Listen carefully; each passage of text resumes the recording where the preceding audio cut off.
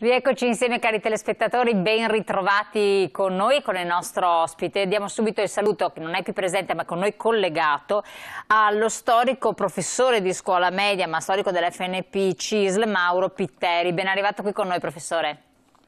Buonasera e grazie dell'invito. Tra l'altro lei ha curato 2 pubblicazioni su Tina Anselmi, e Tina Anselmi sarà il tema di quest'oggi, La giovane Tina Anselmi e Tina Anselmi per le donne. Ed è infatti la questione delle donne quella che affrontiamo insieme. Più volte il sindacato dei pensionati si è battuto per i diritti che devono essere riconosciuti alle donne ma anche attuati dopo lunghe battaglie che ci sono state, quindi le pensionate attuali e i pensionati attuali hanno vissuto periodi molto difficili di rivendicazione di diritti, sono riusciti a fare dei passi avanti importanti, non bisogna retrocedere. Rischio retrocessione c'è sempre dietro l'angolo, professore, vero? Ricordando tra l'altro Tina Anselmi, una donna che costantemente si è adoperata per i diritti delle donne. Certo, una delle espressioni che lei usava più spesso è che nessuna conquista è per sempre e lo dimostra proprio tutta la sua attività fatta di piccoli passi. Perché lei appena diventata parlamentare si è subito occupata del diritto delle lavoratrici madri, primo passo. Ma il secondo passo è estendere la tutela della maternità anche a chi non era lavoratrice dipendente, perché la vecchia legge del 50 tutelava solo le lavoratrici dipendenti, lasciava fuori le autonome, lasciava fuori chi si occupava di commercio. Io E le interrompo un soprattutto secondo, l'ultimo passo professore. era le casalinghe. Certo, professore, le interrompo solo un secondo in modo da fare, perché magari c'è chi ci segue ma non conosce bene la figura, diciamo così, il curriculum vitae di esperienza anche di Tina Anselmi. Chi è Tina Anselmi? Beh, Tina Anselmi è conosciuta soprattutto perché è stata la presidente della commissione d'inchiesta sulla loggia Propaganda 2 e questo ha schiacciato tutta la sua attività precedente. Tutti sanno che è la prima donna ministro, dopo 881 ministri maschi, lei è stata la prima donna ministro della Repubblica e non a caso ministro del lavoro nei governi di solidarietà nazionale e di Andreotti.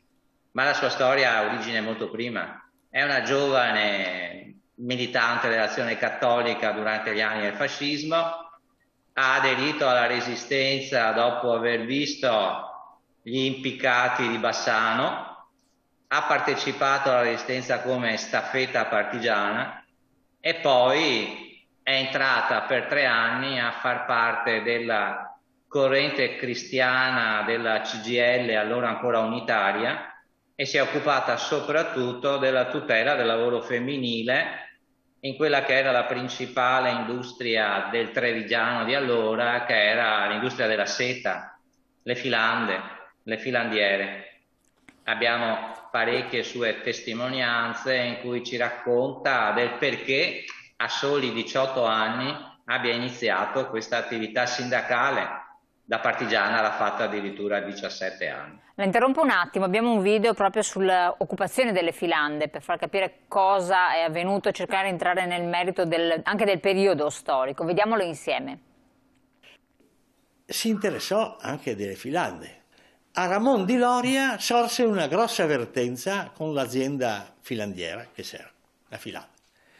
La Tina Anselmi non esitò un istante e si prese in carico di continuare in un'azione per rivendicare che cosa in pratica? La possibilità di poter continuare a lavorare. E si verificò la seconda occupazione di fabbrica in provincia di Treviso. Innanzitutto in quella fabbrica esistevano circa 90 operaie, filandiere. Ma era il padrone che voleva che le dipendenti non si interessassero più, perché non voleva più continuare nell'attività. La Tina Anselmi si prese cura di queste operaie. L'occupazione di questa fabbrica è durata 3-4 giorni finché vi fu anche una ripresa dell'attività e con questo cessò l'occupazione.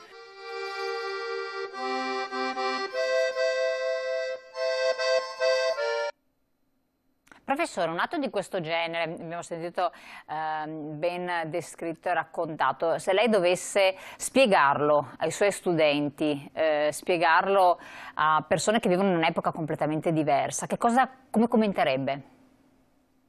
Innanzitutto bisogna dire che chi parlava è Lorenzo Cadamuro, che è stato un suo compagno all'epoca, giovanissimo anche lui, ha iniziato l'attività sindacale proprio nel settore tessile. Allora direi, uno, che si tratta di un'Italia completamente diversa dalla nostra, soprattutto la provincia di Treviso, poverissima. Due, eravamo in piena riconversione perché l'industria della seta era in crisi, finita l'autarchia fascista non teneva più la concorrenza internazionale, soprattutto della seta giapponese e delle fibre sintetiche americane.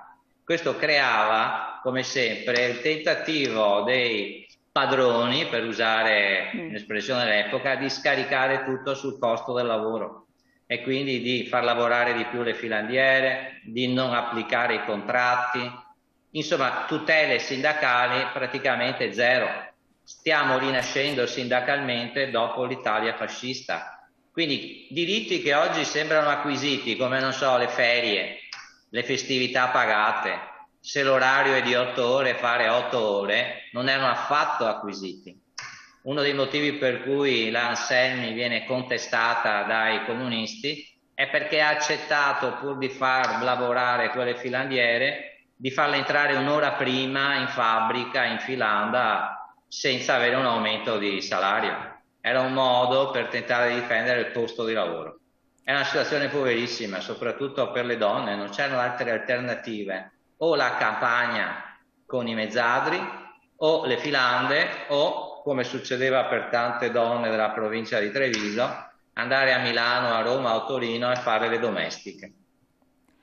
La via del compromesso, esatto. Ci sono ancora situazioni, sto pensando al caporalato, sto pensando ad altre situazioni paradossali, abbiamo visto i riders e quant'altro, al paradosso dove però manca quella forza, manca anche quella rappresentanza, quel leader carismatico per poter fare un passo avanti, quando stiamo parlando di multinazionali, di fondi che gestiscono aziende, di tante situazioni portate all'estremo limite. È vero che la situazione è diversa, però dov'è che hanno cominciato a lavorare, a vincere i Cislini? Non erano ancora Cislini in realtà, era la corrente cristiana della CGIL. Sulla solidarietà e sul tentare di convincere che da soli non si va da nessuna parte. O ci si costituisce in un'associazione, e questo è stato un lavoro durissimo, convincere queste donne a denunciare i soprusi, a unirsi, a fare quell'occupazione di fabbrica di cui parlava prima Cadamuro. E guardate che è un atto rivoluzionario, e soprattutto è rivoluzionario il fatto perché passa la storia che la CISL e quindi la corrente cristiana fossero un sindacato giallo, accomodante con i padroni. In Veneto questo non è assolutamente vero. La corrente cristiana, poi la libera CGIL e infine la CISL hanno rivendicato e come, e le lotte condotte dalla Tina Anselmi ne sono un esempio concreto. L'hanno addirittura arrestata un giorno accusandola di interruzione del servizio pubblico perché manifestavano in una strada, e ha dato il parroco con tutte le filandine in prefettura a esigere dal prefetto l'immediata liberazione di Tina Anselmi, che ricordo aveva tra i 18 e i 20 anni. Quindi giovanissima, giovanissima. Ma al tempo molte giovani l'avevano seguita, che tipo di proseliti aveva fatto, qual era il contesto sociale e anche delle famiglie stesse, perché pensiamo a famiglie diverse da quelle attuali.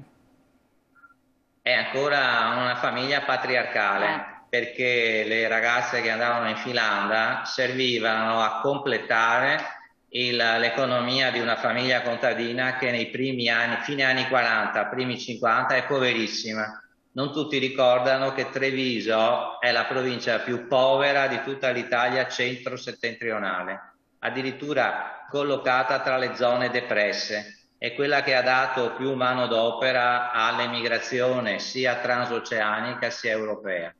è quello il contesto. E quindi queste donne da bambine andavano in Finlandia, appena si sposavano la andavano in famiglia, non avevano niente, possibilità di andare a scuola zero. L'analfabetismo tra le ragazze era diffusissimo, perché non si riteneva necessario che le bambine andassero a scuola. Non tutte arrivavano neanche alla licenza elementare. Questa è stata un'altra delle intuizioni grandi di Tina Anselmi. L'emancipazione femminile passa per la scuola, e quindi la lotta poi per la scuola dell'obbligo a 14 anni, e quindi dopo finalmente anche le ragazze che possono andare a scuola. Ma negli anni 40 e 50 il percorso di una ragazza trevigiana era lavorare i campi, la filanda, il matrimonio. Quindi prospettive assolutamente. Poi quando anche successivamente, perché arriviamo anche ai giorni nostri, c'erano situazioni di assunzione delle donne in aziende, in posti lavorativi, dove però sotto ricatto, sotto scacco, cioè ti metti su famiglia tu stessa, però attenzione che io mi riservo il diritto come datore di lavoro di licenziarti. E questa è stata un'altra battaglia, no? Sì, ma non era un diritto a quello del datore di lavoro, era un sopruso. Sì, un sopruso, mi arrogo il sopruso di farlo. La famoso foglio bianco con le dimissioni già firmate. Questa è stata una delle altre grandi battaglie di Tina Anselmi.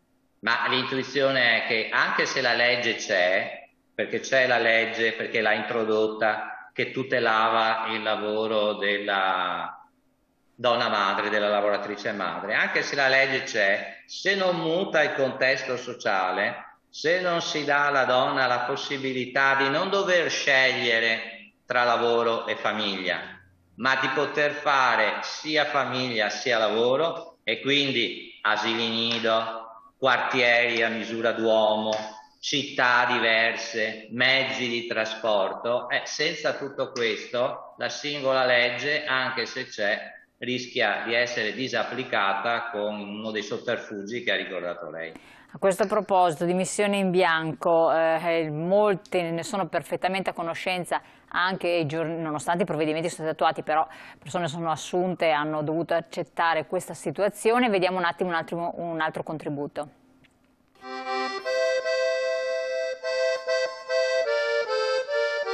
Eravamo nel 1952, quando mi sono interessato degli ospedali, dei dipendenti dalle opere pie. Dunque, le donne potevano essere assunte se erano nubili, e quindi praticamente dovevano essere soggette all'essere nubile e nello stesso tempo anche al collegiamento, ed essendo soggette al collegiamento potevano uscire soltanto nella giornata di riposo consentita, o durante il periodo feriale, o comunque certamente a titolo di permesso, e così pure per quanto riguarda il nubilato, dovevano conservare lo stato di nubile. Quando si sposavano praticamente succedeva che dovevano dare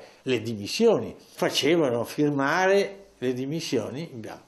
E quindi la Anselmi prese in mano questa situazione e si dedicò per togliere e produrre altre normative che in quell'epoca erano necessarie per superare questa situazione di difficoltà.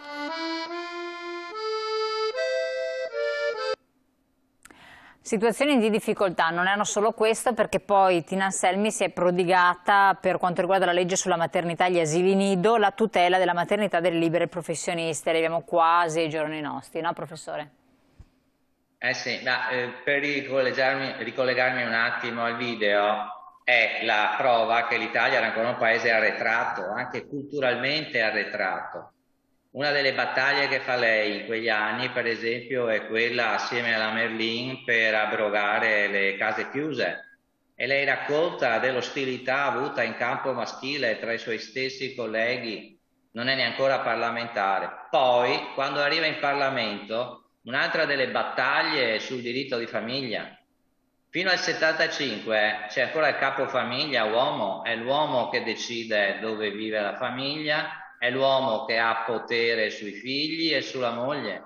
La parità tra uomo e donna nel matrimonio è solo del 75, pensiamo a quanto arretrata era l'Italia da questo punto di vista. E poi la parità salariale, che è stata il suo capolavoro parlamentare. La famosa legge che equipara a pari ore di lavoro identico salario, perché non era così, un'ora di un uomo vale di più di un'ora di una donna. Questo è sempre stato fino alla legge, che come sappiamo oggi viene comunque aggirata in mille modi, perché la parità salariale è ancora tutta da raggiungere, però dal punto di vista giuridico lei ha messo questa importante pietra. Ma lei racconta delle difficoltà enormi che ha avuto anche tra i suoi amici di partito.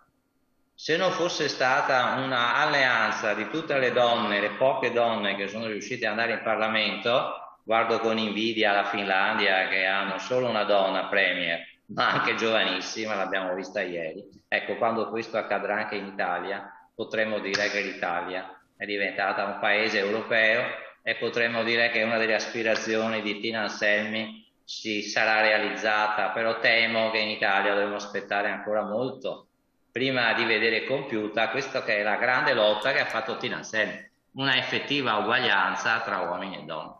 Ha lavorato ancora negli anni 70, nel 73 in modo particolare, per la riforma del lavoro a domicilio. Anche questo è stato un passaggio epocale, quindi il riconoscimento del lavoro a domicilio. Eh sì, perché l'80% del lavoro a domicilio è fatto da donne. Pensiamo solo qui, sono a Mestre, vicino a Mestre, il settore calzaturiero, che era fatto a domicilio soprattutto da donne, o per restare a Venezia, le perlaie, quelle che infilavano nelle collanine tipo Murano le perle. Tutto lavoro a domicilio che non aveva alcuna tutela, non c'era assicurazione contro gli infortuni, non c'era la malattia, era una specie di lavoro a cottimo.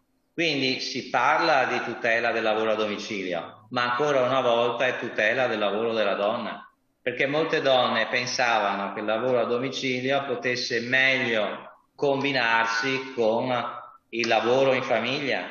Ancora in quegli anni là hanno calcolato che una donna lavorava 5 giorni in famiglia a settimana, un uomo 4 minuti. Mamma mia. Questo non cambia. Infatti. Non ci può essere, e questa è la grande lotta della finanza. Ecco perché è stata lei a voler introdurre il congedo di paternità, per corresponsabilizzare gli uomini all'educazione dei bambini, anche se sapeva benissimo che non sarebbe stato utilizzato, ma conta il principio, conta dove puntare. E infatti ancora oggi, se guardiamo le statistiche, sono pochissimi i padri che utilizzano il congedo di paternità. È un fattore culturale, tranquillamente. Certo. Secondo lei, professore, questo è un fattore culturale che quindi richiede un certo tempo per essere superato, proprio ci vogliono generazioni, perché poi diciamo che i figli crescono... È decisamente un fattore culturale, ma nel mondo della scuola che sto ancora frequentando vedo che c'è addirittura una regressione da questo punto di vista. Cioè eravamo molto più, le generazioni nate che hanno fatto la loro giovinezza negli anni 70-80, da questo punto di vista erano più pronte. Vedo un arretramento, è proprio vero quello che diceva Anselmi. O i diritti e le donne cominciano a difendere i loro diritti in maniera seria attraverso organizzazioni sindacali, eccetera, oppure ritorniamo ancora a un mondo in cui quello italiano purtroppo, e di certe province d'Italia dove sappiamo che il lavoro femminile è al di sotto di qualsiasi media appena logica e lecita, oppure rimarremo in una condizione in cui le donne faranno molta più fatica dei maschi a inserirsi nel mondo del lavoro, ma soprattutto ad avere posti di lavoro dirigenziali.